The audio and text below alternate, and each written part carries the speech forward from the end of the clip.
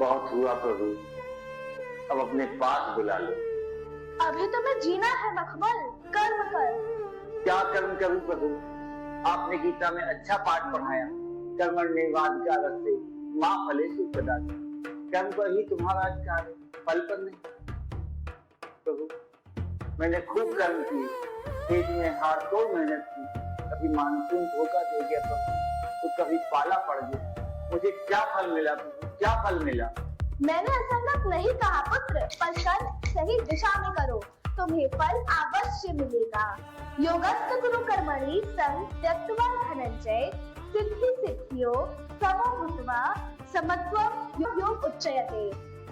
अर्थात हे धनंजय, तू असक्ति को त्याग कर तथा सिद्धि और असिद्धि में समान बुद्धि वाला होकर योग में स्थित हुए कर्मों को कर, समत्व ही योग कहलाता है। सही दिशा क्या है प्रभु?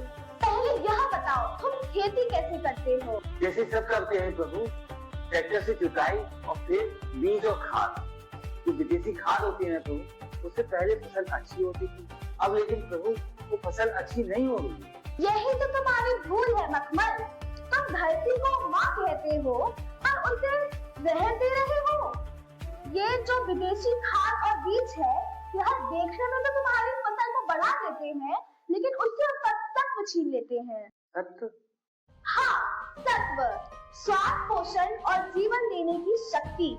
तुम जो गेहूं उगाते हो, वह देखने में तो बड़ा लगता है, पर उसमें स्वाद नहीं, शक्ति नहीं। यह तुम्हारी मिट्टी को भी मार रहा है। यह अल्पकालिक लाभ है पुत्र, दीर्घकालिक विनाश। तो मैं क्या करूं प्रभु? अपने पुरखों की ओर देखो, उन्होंने कभी धरती को धोखा नहीं दिया। जीवामृत का प्रयोग करो, गाय का गोबर, गोमूत्र, गुड़, बेसन, यह तुम्हारी मिट्टी के लिए अमृत है। बीजामृत से बीज को संस्कारित करो, अच्छा दान से धरती ढको ताकि नमी बनी रहे। ये तो बहुत मेहनत का काम है प्रभु, मुझसे अकेले नहीं हो पाएगा। मेहनत तो तुम अब भी कर रहे हो, पर गलत दिशा में। जब तुम प्रकृति के साथ मिलकर काम करोगे, तो तुम्हारी मेहनत कम होगी और फल शुद्ध होंगे। यह ज्ञान मुक्त नहीं है, यह तुम्हारी मिट्टी के अंदर दबा है, इसे फिर से जगाओ। और भाइयों का क्या प्रभु? अच्छा यह बताओ, महाभारत क्यों हुई थी? भाइयों में जमीन के बंटवारे पर प्रभु। अगर तीनों भाई साथ मिल जाते तो यह युद्ध ना होता, है ना?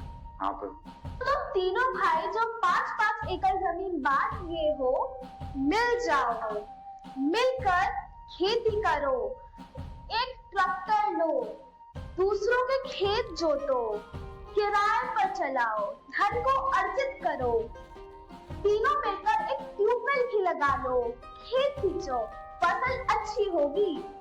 सरकार भी आजकल बहुत सहायता कर रही है, उसका भी उपयोग करो। रबी, खरीफ, जायद, उसकी भी फसल करो। फसल को वेयर हाउस में रखो, जब अच्छा मूल्य मिले तो उसे बेचो। मेड़ पर फल के पेड़ लगाओ। जाओ, मेरा आशीर्वाद तुम्हारे साथ है। ये सब करोगे तो तुम जो चाहोगे तुम्हें वो मिलेगा। धन्य हो प्रभु, जय हो प्रभु, जय हो प्रभु की जय हो।